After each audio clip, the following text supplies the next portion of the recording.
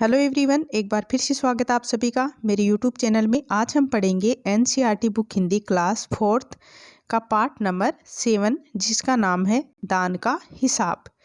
तो इस चैप्टर में बच्चों हम एक राजा की कहानी पढ़ने वाले हैं। तो इससे पहले अगर आपने अभी तक मेरे चैनल को सब्सक्राइब नहीं किया है तो सब्सक्राइब वाले बटन पे जाके क्लिक करो और बेल आइकन की घंटी को भी दबाओ ताकि मेरे आने वाली वीडियो का नोटिफिकेशन आपको मिलता रहे। तो चलो अब हम चैप्टर को स्टार्ट करते हैं।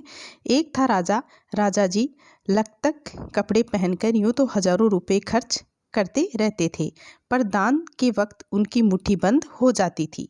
यानी एक राजा था जो कि लखदक कपड़े का मतलब होता है महंगे कपड़े, चमक दमक वाले कपड़े पहनकर यूं तो हजारों रुपए खर्च करते रहते थे। यानी अपने कपड़ों पर हजारों रुपए खर्च करते रहते थे, पर दान के वक्त यानी समय उनकी मुट्ठी बंद हो जाती थी। यानी वो दान नहीं करते थे, उनकी मुट्ठी है वो दान के वक्त बंद हो जाती थी। राजसभा में एक से एक नामी लोग आते रहते थे। नामी लोग मतलब प्रसिद्ध लोग हैं, वो राजसभा में आते रहते थे। यानी राज्य में एक सभा होती थी जिसमें एक से एक नामी लोग यानी प्रसिद्ध लोग हैं वो आते रहते थे।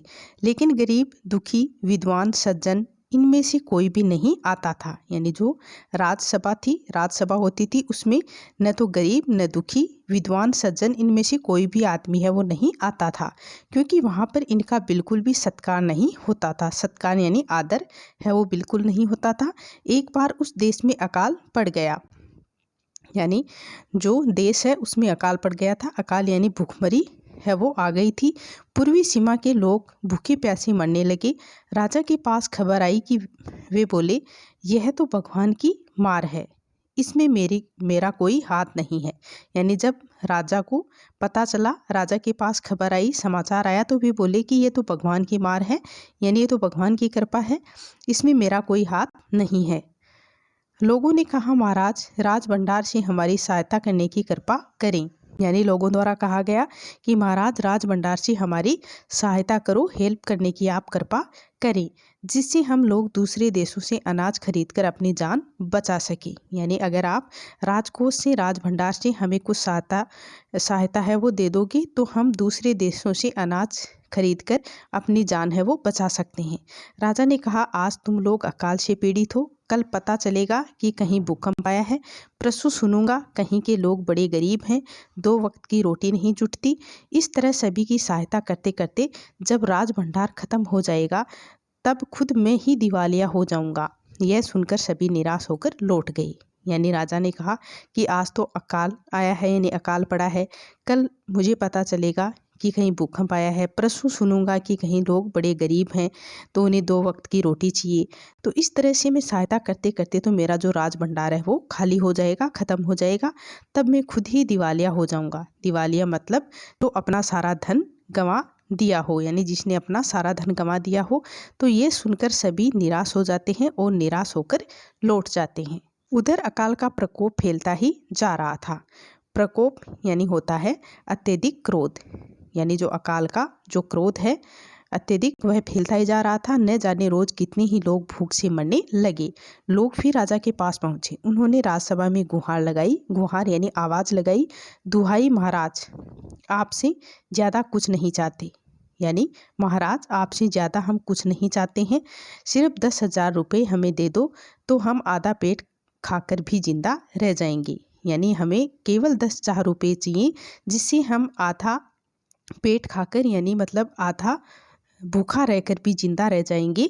राजा ने कहा, 10,000 रुपये भी क्या तुम्हें बहुत कम लग रहे हैं, और इतने कष्ट से जीवित रहकर लाभ ही क्या। यानी राजा ने कहा कि क्या तुम्हें 10,000 रुपये कम लग रहे हैं, यानी कोई कम थोड़ी है, और इतने कष्ट से जीवित रहकर लाभ ही क्या है, यानी इससे अच्छा तो है कि आप मर जाओ। एक व्यक्ति ने कहा, भगवान की कृपा से लाखों रुपए राजकोष में मौजूद हैं, जैसे धन का सागर हो, उसमें से एक आधा लोटा ले लेने से महाराज का क्या नुकसान हो जाएगा। तो एक व्यक्ति ने कहा कि भगवान की कृपा से लाखों रुपए राजकोष में मौजूद हैं, तो इनमें से अगर थोड़े से रुपए हमें मिल जाएंगे तो इससे है वो महाराज का कोई नुकसान नहीं होगा। राजा ने कहा, राजकोष में अधिक धन है तो क्या उसे दोनों हाथों से लुटा दूं। यानी राजा ने फिर कहा कि अगर राजकोष में इतना धन है तो क्या मैं इसे दोनों हाथों से लुटा दूं। लुटा दूं यानी बांट दूं। एक अन्य व्यक्ति ने कहा, महल में प्रतिदिन यानी रोजाना हजारों रुपए इन सुगंधित वस्त्रों, मनोरंजन और महल की सजावट में खर्च होते हैं। यदि इन रुपयों में से ही थोड़ा सा धन जरूरतमंदों को मिल जाए तो उन दुखियों की जान बच जाएगी। यह सुनकर राजा को क्रोध आ गया। क्रोध यानी गुस्सा आ गया। तो वह गुस्से से बोले कि खुद भिखारी होकर मुझे उपदेश दे रहे हो। मेरा रुपया है, मैं चाहे उसे उबाल कर खाऊं चाहे तल कर, मेरी मर्जी। तुम अगर इसी तरह बकवास करोगे, बकवास यानी फालतू की बातें करोगे, तो मुश्किल में पड़ जाओगे। इसलिए इसी वक्त यानी इसी समय तुम चुपचाप खिसक जाओ यानी यहाँ से चले जाओ। यानी यह सब कुछ सुनकर राजा को गुस्सा आ गया और वो बोले कि मेरे पैसे हैं, चाहे मैं उसे उबाल कर खाऊं या तल कर खाऊं, ये मेरी मर्जी है। तुम अगर इसी तरह बकवास करोगे तो तुम मुश्किल में पड़ सकते हो, मुश्किल यानी परेशानी में पड़ सकते हो। इसलिए तुम इसी वक्त यहाँ से चले जाओ। राजा का क्रोध देखकर लोग वहाँ से चले गए। राजा हंसते हुए बोला, छोटे मुंह है बड़ी बात, अगर 100-200 रुपये होते तो एक बार सोच भी सकता था। पहरेदारों की खुराक 2-4 दिन कम कर देता और ये रकम पूरी भी हो जाती। यानी राजा ने कहा कि छोटे मुंह बड़ी बात, अगर 100-200 रुपये की बात होती तो मैं एक बार सोचता, परंतु और पहरेदारों की खुराक है वो 2-4 दिन है वो कम कर देता तो ये रकम भी पूरी हो जाती। मगर 100-200 से इन लोगों का पेट नहीं भरेगा। एकदम 10,000 मांग बैठे। छोटे लोगों के कारण नाक में दम हो गया है। ये सुनकर वहाँ उपस्थित लोग हाँ हूँ कहकर रह गए, मगर मन ही मन उन्होंने भी सोचा, राजा ने ये ठीक नहीं किया। जरूरतमंदों की सहायता करना भी तो राजा का कर्तव्य है, यानी धर्म है। यानी ये सुनकर जो लोग वहाँ उपस्थित थे तो वे मतलब बिना मन से हाँ हूँ करके रह गए, मगर उन्होंने मन ही मन सोचा कि राजा ने ये सब कुछ ठीक नहीं किया। जो ज़रूरतमंद है उनकी सहायता राजा को करनी चाहिए, राजा का ये कर्तव्य होता है। 2 दिन बाद न जाने कहाँ से एक बुढ़ा सन्यासी राजसभा में आया। यानी 2 दिन के बाद एक बुढ़ा सन्यासी जो राजसभा में पधारे, उसने राजा को आशीर्वाद देते हुए कहा कि दाता कर्ण महाराज, बड़ी दूर से आपकी प्रसिद्धि सुनकर आया हूँ, सन्यासी की इच्छा भी पूरी कर दें। यानी जो सन्यासी था उन्होंने राजा को आशीर्वाद देते हुए कहा कि दाता कर्ण महाराज, बड़ी दूर से आपकी प्रसिद्धि यानी आपका गुणगान सुनकर आया हूँ, सन्यासी की इच्छा भी पूरी कर दें। अपनी प्रशंसा सुनकर राजा बोला, जरा पता तो चले तुम्हें क्या चाहिए, यदि थोड़ा कम मांगो तो शायद मिल भी जाए। यानी राजा अपनी प्रशंसा सुनकर खुश हो गया और बोला कि जरा पता तो चले कि तुम्हें क्या चाहिए, यदि थोड़ा कम मांगो तो शायद तुम्हें मिल भी जाए। सन्यासी ने कहा, मैं तो सन्यासी हूँ, मैं अधिक धन का क्या करूँगा। मैं राजकोष से 20 दिन तक बहुत मामूली भिक्षा प्रतिदिन लेना चाहता हूँ। मेरा भिक्षा लेने का नियम इस प्रकार है, मैं पहले दिन जो लेता हूँ दूसरे दिन उसका दुगुना, फिर तीसरे दिन उसका दुगुना, फिर चौथे दिन तीसरे दिन का दुगुना, इसी तरह से प्रतिदिन दुगुना लेता जाता हूँ। भिक्षा लेने का मेरा यही तरीका है। यानी सन्यासी ने कहा कि मैं जो पहले दिन लेता हूँ उसका दुगुना दूसरे दिन, और दूसरे दिन का दुगुना तीसरे दिन, और तीसरे दिन का दुगुना चौथे दिन, जो मेरा लेने का क्रम है भिक्षा, यही चलता रहता है। राजा बोला, तरीका तो समझ गया, मगर पहले दिन कितना लेंगे, यही असली बात है। यानी राजा ने कहा कि मैं तरीका तो समझ गया, लेकिन आप पहले दिन कितना लोगे, यही असली बात है। 2-4 रुपये से पेट भर जाए तो अच्छी बात है, मगर एकदम से 20-50 मांगने लगे तब तो 20 दिन में काफ़ी बड़ी रकम हो जाएगी। सन्यासी ने हंसते हुए कहा, महाराज मैं लोभी नहीं हूँ, यानी लालची नहीं हूँ। आज मुझे 1 रुपया दीजिए, फिर 20 दिन तक दुगुने करके देते रहने का हुक्म दे दीजिए। ये सुनकर राजा, मंत्री और दरबारी सभी की जान में जान आई। राजा ने हुक्म यानी आदेश दे दिया कि सन्यासी को कहे अनुसार 20 दिन तक राजकोष से उन्हें भिक्षा दी जाती रहे। सन्यासी राजा की जय जयकार करते हुए घर लौट गए। राजा के आदेश के अनुसार राज भंडारी प्रतिदिन हिसाब करके सन्यासी को भिक्षा देने लगा। इस तरह 2 दिन बीते, 10 दिन बीते, 2 सप्ताह तक भिक्षा देने के बाद भंडारी ने हिसाब करके देखा कि दान में काफ़ी धन निकला जा रहा है। यह देखकर उन्हें उलझन महसूस होने लगी। यानी उन्होंने 1 दिन दिया, 2 दिन दिया, 10 दिन बीत गए। 2 सप्ताह तक भिक्षा देने के बाद भंडारी ने हिसाब करके देखा तो दान में काफ़ी धन है वो निकल चुका था। ये देखकर उन्होंने उलझन महसूस होने लगी। महाराज तो कभी किसी को इतना दान नहीं देते, दान यानी इतनी भिक्षा है वो नहीं देते। तो उसने ये बात मंत्री को बताई।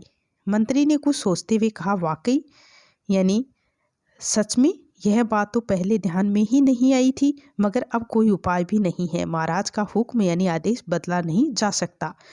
यानी जो महाराज एक बार हुक्म दे देते हैं वह बदलते नहीं हैं, वह बदला नहीं जा सकता। इसके बाद फिर कुछ दिन बीते। भंडारी फिर हड़बड़ाता हुआ मंत्री के पास पूरा हिसाब लेकर आ गया। हिसाब देखकर मंत्री का चेहरा फीका पड़ गया। वह अपना पसीना पोंछकर, सिर खुजलाकर, दाढ़ी में हाथ फेरते हुए बोला, ये क्या कह रहे हो? अभी से इतना धन चला गया है तो फिर 20 दिनों के अंत में कितने रुपए होंगे?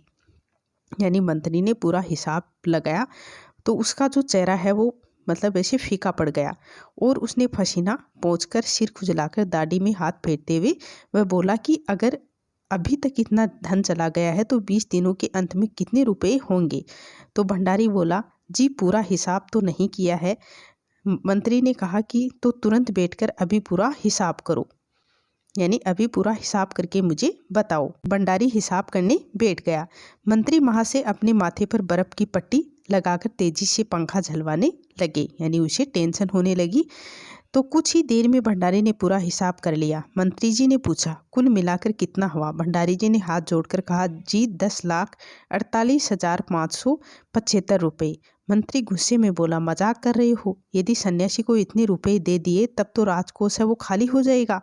क्या तुम तो जो मंत्री हैं उन्होंने गुस्से में आकर कहा कि क्या तुम मजाक कर रहे हो? यदि सन्यासी को इतने रुपए दे दिए जाएंगे तो हमारा राजकोष तो खाली हो जाएगा। भंडारी ने कहा, मजाक क्यों करूंगा, आप ही हिसाब देख लीजिए। यह कहकर उसने हिसाब का कागज मंत्री जी को दे दिया। हिसाब देखकर मंत्री जी चक्कर आ गया। मंत्री जी को सभी उन्हें संभाल कर बड़ी मुश्किल से राजा के पास ले गए। राजा ने पूछा, क्या बात है? मंत्री बोले, महाराज राजकोष खाली होने जा रहा है। राजा ने पूछा, वह कैसे? मंत्री बोले, महाराज सन्यासी को आपने भिक्षा देने का हुक्म दिया है। यानी मंत्री बोला कि महाराज आपने सन्यासी को भिक्षा देने का हुक्म यानी जो आदेश दिया, मगर अब पता चला है कि उन्होंने इस तरह राजकोष से करीब 10 लाख रुपए झटकने का उपाय कर लिया है। राजा ने गुस्से से कहा, मैंने इतने रुपए देने का आदेश तो नहीं दिया, फिर इतने रुपए क्यों दिए जा रहे हैं? यानी राजा ने कहा कि मैंने इतने रुपए देने का आदेश थोड़ी दिया था, फिर इतने रुपए क्यों दिए जा रहे हैं? भंडारी को बुलाओ। मंत्री ने कहा, जी सब कुछ आपके हुक्म के अनुसार ही हुआ है, आप खुद ही दान का हिसाब देख लीजिए। राजा ने उसे एक बार देखा, 2 बार देखा, इसके बाद वह बेहोश हो गया। काफ़ी कोशिशों के बाद उनके होश में आ जाने पर लोग सन्यासी को बुलाने दौड़े। सन्यासी के आते ही राजा रोते हुए उनके पैरों पर गिर पड़ा।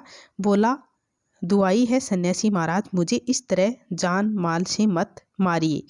जैसे भी हो एक समझौता यानी संधि करके मुझे वचन से मुक्त कर दीजिए।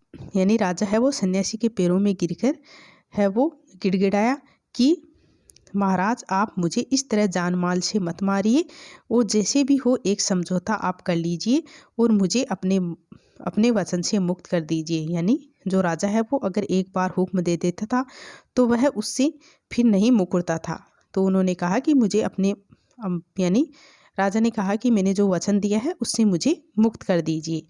यानी आप देख सकते हो 1 रुपये से 20 दिन का हिसाब कैसे होता है। यानी पहला दिन 1 रुपया, दूसरा दिन 2, तीसरा दिन 4, चौथा दिन 8, 5वां दिन 16 यानी 8 के दुगुने 16, छठा दिन 32, 16 के 32, 7वां दिन 64, 8वां दिन 128, 9वां दिन 256 यानी ये सब इसके दुगुने हो रहे हैं।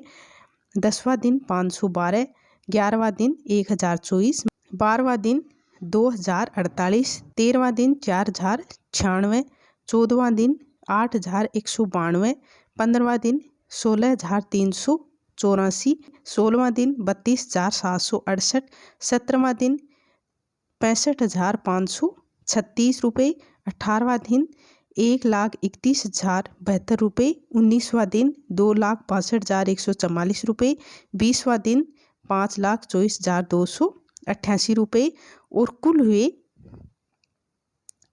10,48,575 रुपये, यानी सन्यासी के हिसाब से 10,48,575 रुपये हो गए थे। अगर आपको 20 दिन तक भिक्षा दी गई तो राजकोष खाली हो जाएगा। यानी राजा ने कहा, अगर मैं आपको 20 दिन तक इस नियम अनुसार अगर आपको भिक्षा दूंगा तो राजकोष खाली हो जाएगा, फिर राजकाज है वो कैसे चलेगा।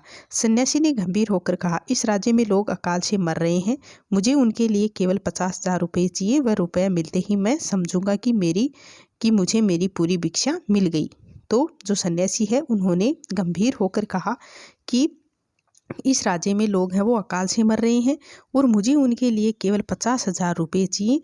अगर वो रुपये मुझे मिल जाएंगे तो मैं ये समझ लूँगा कि मेरी जो भिक्षा है वो मुझे मिल गई है। राजा ने कहा, परंतु उस दिन एक आदमी ने मुझसे कहा था कि लोगों के लिए 10,000 रुपये ही बहुत होंगे। सन्यासी ने कहा, मगर आज मैं कहता हूँ कि 50,000 से 1 रुपया भी कम नहीं लूँगा। राजा गिड़गिड़ाया, मंत्री गिड़गिड़ाए और सभी गिड़गिड़ाए, मगर सन्यासी अपने वचन पर है वो डटा रहा। आखिरकार लाचार होकर राजकोष से 50,000 रुपये सन्यासी को देने के बाद ही राजा की जान बची। यानी आखिरकार जो राजा है उसे लाचार यानी मजबूर होकर राजकोष से सन्यासी को 50,000 रुपये देने पड़े। पूरे देश में खबर फैल गई कि अकाल के कारण राजकोष से 50,000 रुपये राहत में दिए गए हैं। तो सभी ने हमारे महाराज कर्ण जैसे ही दानी हैं। यानी सभी ने कहा कि जो हमारे महाराज हैं, जो हमारे राजा हैं, वो कर्ण जैसे दानी हैं। तो बच्चों, ये जो कहानी है वो लिखी है सुकुमार राय ने। तो बच्चों, अगर आपको मेरा ये वीडियो अच्छा लगा हो तो प्लीज़ मेरे चैनल को सब्सक्राइब करो, वीडियो को लाइक करो, शेयर करो और बेल आइकन की घंटी को भी दबाओ ताकि मेरे आने वाले वीडियो का नोटिफिकेशन आपको मिलता रहे। थैंक यू बच्चों।